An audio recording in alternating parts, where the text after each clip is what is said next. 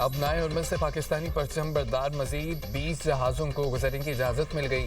روزانہ 2 جہاز اب نائے ہرمز عبور کریں گے۔ نائب وزیر اعظم و وزیر خارجہ اسحاق ڈار کا ایکس پر پیغام کہا، ایران کا یہ اقدام خوش آئند ہے، تعمیری ہے، تعریف ہونی چاہیے۔ یہ پیش رفت خطے میں امن و استحکام کے فروغ کا پیشہ خیمہ ہے۔ یہ مثبت اعلان امن کی جانب ایک اہم قدم ہے، اجتماعی کوششوں کو مضبوط کرے گا۔ مذاکرات، سفارتکاری، اعتماد سازی ہی آگے بڑھنے کا واحد راستہ ہے۔ اسحاق ڈار نے امریکی نائب صدر، وزیر خارجہ خصوصی ایلچی سٹیو وٹکوف اور ایرانی وزیر خارجہ کو بھی ٹیگ کیا۔ نائب وزیر اعظم اسحاق ڈار کے ایرانی وزیر خارجہ عباس اراغچی سے ٹیلی فونک رابطہ، کشیدگی میں کمی اور فوری جنگ بندی کی ضرورت پر زور۔ اسحاق ڈار کا کہنا تھا کہ پاکستان خطے میں امن و استحکام کے لیے کی جانے والی تمام کوششوں کی حمایت جاری رکھے گا۔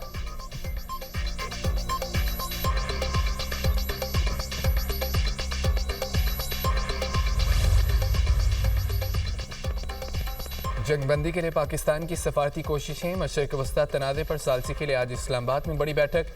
پاکستان، سعودی عرب، ترکی، مصر کے رہنما قیام امن کے لیے سر جوڑ کر بیٹھیں گے۔ ترک وزیر خارجہ حقان فیدان اور مصر کے وزیر خارجہ ڈاکٹر بدر عبدالعاطی پاکستان پہنچ گئے۔ سعودی وزیر خارجہ آج پاکستان پہنچیں گے۔ اجلاس میں خطے میں کشیدگی کم کرنے کی کوششوں سمیت مختلف امور پر تفصیلی غور کیا جائے گا۔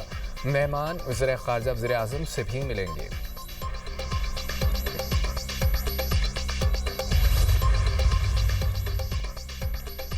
وزیر اعظم اجتماعی اقدامات سے کشیدگی کے خاتمے کے لیے پر امید۔ ایک ہفتے میں دوسری بار ایرانی صدر مسعود پزشکیان سے رابطہ، 1 گھنٹے سے زائد گفتگو۔ ایران پر حملوں کی مذمت، ایرانی عوام کے ساتھ یکجہتی اور حمایت کا اعادہ، قیمتی جانوں کی ضیاع پر دکھ کا اظہار۔ ایرانی صدر نے وزیر اعظم کی مخلصانہ سفارتی کوششوں کو سراہا، مذاکرات اور ثالثی کے لیے اعتماد سازی کی ضرورت پر زور۔ مسعود پزشکیان کی پاکستان کے مثبت کردار کی تعریف، وزیر اعظم نے یقین دلایا پاکستان امن کے لیے تعمیری کردار جاری رکھے گا۔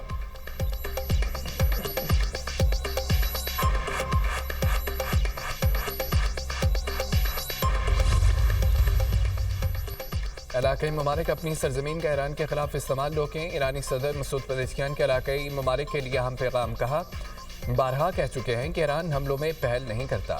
اگر ہماری تنصیبات یا معاشی مراکز کو نشانہ بنایا گیا تو ہم بھرپور جواب دیں گے۔ خطے کے ممالک ترقی اور سلامتی چاہتے ہیں تو اپنی زمین استعمال نہ ہونے دیں۔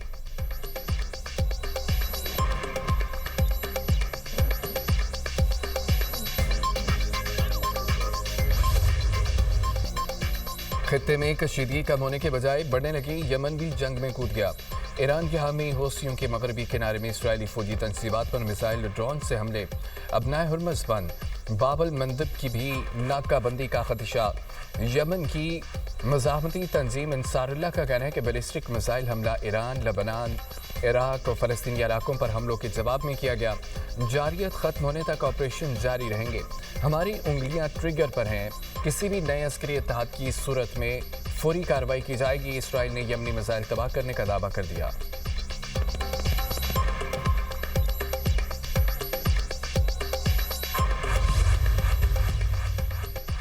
ایران کی توانائی اور جوہری تنصیبات پر حملوں کے بعد جنگ میں شدت۔ اسرائیل کا ایران کی مرین انڈسٹریز آرگنائزیشن کی ہیڈ کوارٹر پر حملہ، 2 پاور پلانٹس بھی مکمل تباہ۔ تہران میں university of science and technology پر بمباری۔ ایران کے مغربی صوبے خوزستان کے شہر ہفتگل پر بھی حملہ۔ ایرانی میڈیا کے مطابق امریکہ اور اسرائیل نے پانی کے بڑے ذریعے کا نشانہ بنایا گیا۔ جنگ کے آغاز سے اب تک 93,000 شہری عمارتیں تباہ ہوئی ہیں، 295 طبی مراکز اور 600 سکول شامل ہیں۔ ایران میں شہداء کی تعداد 2000 کے قریب پہنچ گئی۔ فارس میں F-16 کو نشانہ بنانے اور طیارے کے سعودی عرب میں گرنے کا ایرانی دعویٰ۔ شیراز میں امریکی ڈرون تباہ۔ ایران کے بوش شہر جوہری پلانٹ کے قریب پروجیکٹائل حملہ، 4 افراد جاں بحق ہو گئے۔ امریکہ نے ایران کے بحری جہازوں کو تباہ کرنے کا دعویٰ کر دیا۔ ایران کے اسرائیل اور خطے میں امریکی اڈوں پر حملوں میں تیزی۔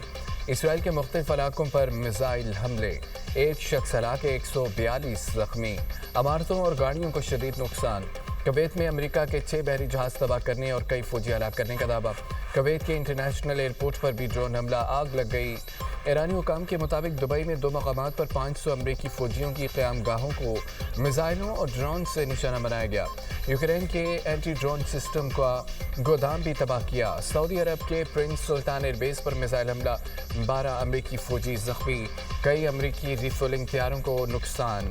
ابوظہبی میں میزائل کا ملبہ گرنے سے 5 بھارتی شہری زخمی ہو گئے۔ عمان کی بندرگاہ سلالہ پر امریکی سپورٹ بحری جہاز پر حملہ، آپریشن معطل۔ کویت کی الشویخ بندرگاہ پر امریکہ کے 6 ٹیکنیکل جہاز تباہ کرنے کا ایرانی دعویٰ۔ عراقی وزارت داخلہ کے حملوں میں 2 پولیس اہلکار ہلاک ہونے کی تصدیق۔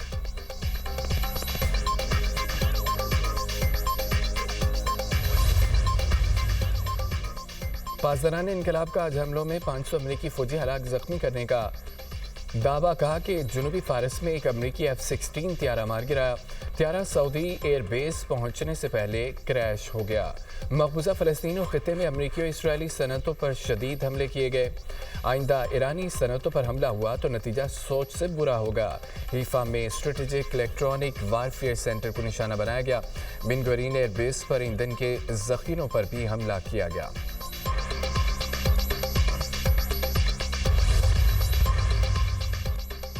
اسرائیل کے لبنان میں بھی حملے۔ جنوبی لبنان میں بمباری سے 3 صحافیوں اور طبی عملے کے 5 ارکان سمیت 16 افراد جاں بحق ہو گئے۔ حزب اللہ کی شدید مزاحمت، 2 افسران سمیت 9 اسرائیلی فوجی زخمی۔ اسرائیل کا حزب اللہ کے 2 عہدیداروں کو شہید کرنے کا دعویٰ۔ لبنان میں 2 مارچ سے اب تک جاں بحق افراد کی تعداد 1189 ہو گئی، 3427 زخمی ہوئے۔ ایران سے جنگ جلد ختم ہوگی۔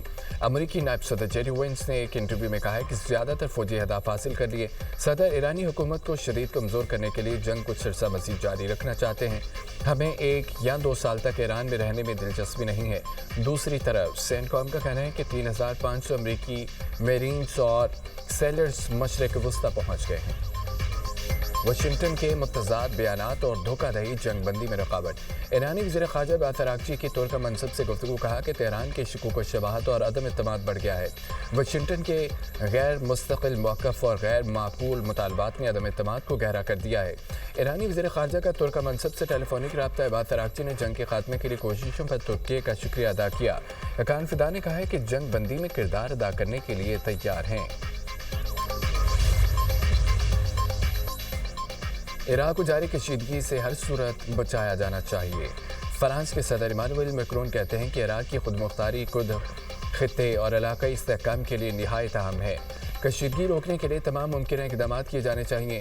فرانسیسی صدر کی عراق کے نیم خود مختار کرد خطے کے صدر نیچروان بارزانی سے رابطہ ہوا، ان کی رہائش گاہ پر ہونے والے حملے پر اظہار یکجہتی کیا۔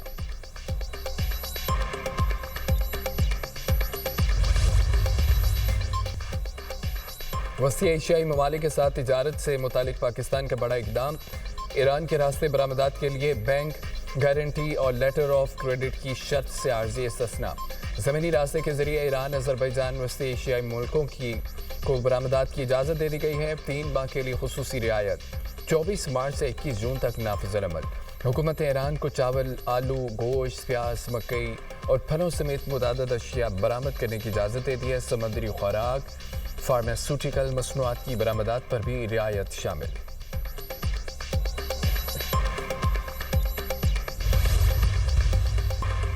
بنوں میں دہشت گردوں کا پولیس کی گاڑی پر حملہ، ASI دلنواز خان شہید، 3 اہلکار شدید زخمی۔ پولیس کی جوابی کارروائی میں 2 دہشت گرد ہلاک۔ دہشت گردوں کی 2 موٹر سائیکلیں تحویل میں لی گئیں۔ RPO کے مطابق حملہ تھانہ ہیوت کی حدود میں کیا گیا۔ وزیر اعلیٰ خیبر پختونخوا کا واقعے کا نوٹس، IG پولیس سے رپورٹ طلب۔ زخمیوں کو بہترین طبی سہولیات کی فراہمی یقینی بنانے کی ہدایت۔ کہا کہ صوبائی حکومت شہید اہلکار کے اہل خانہ کے ساتھ مکمل یکجہتی کے ساتھ کھڑی ہے۔ دہشت گردوں کی بزدلانہ کارروائیاں ہمارے حوصلے پست نہیں کر سکتی۔